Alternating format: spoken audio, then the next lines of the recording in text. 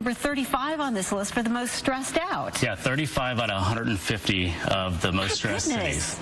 And what they focused on was workplace stress, financial stress, family stress, and then health and safety. And what we started to notice was that financial stress is actually something that impacts us in the workplace and within our family, and is something that we should be focusing on. And how do we see this play out in the workplace? Is it people who are calling in sick, absenteeism, leaving a job early?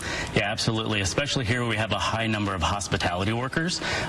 Employers have traditionally focused on retirement as a benefit, but really have not paid attention to the immediate needs of employees, like getting to work, an emergency fund. What can I do to impact my family relationships at home? And I would think health care as well as family care are two big parts of it that add to the stress, right? Absolutely. One of the statistics we know is that 65% of employees don't take full advantage of their benefits. They can't afford to participate in their benefits, and so those who don't are actually more financially stressed.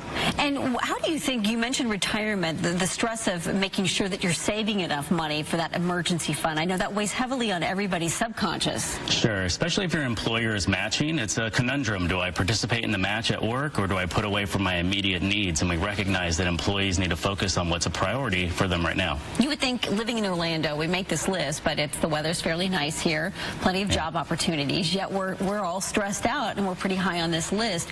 What would you recommend as an employer to kind of de-stress your workforce? Well, I think as an employer, I would want to think about four things. One is the culture of our organization. What are we doing to promote this? Two is, how do we engage our employees? How can we actually connect with them and get them involved in what we want to share with them?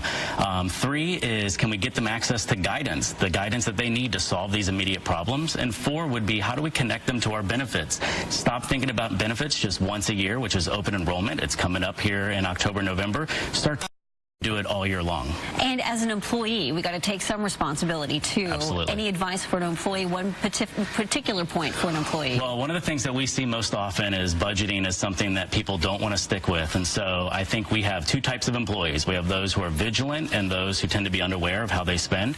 Take 2 weeks and just write down everything that you're thinking about when you're going out and spending money, and then share that with a spouse, a partner, or even a pet at home. As long as you can get it out. Okay. You want to talk about where you're going with your money and where you're spending it, and that will make us more aware of our everyday financial situation. All right, Chris, great advice. Good to see you. Where can people find you? You can find us at Edukate.com. That's Educate with a K, EDUKATE.com. All right, Chris, thank you. Thank you. I'm going to be putting down that list and sharing that with the pets at home, I think. Brooks, good morning to you. That's a great idea. Good morning, Andrea and Chris. Great information.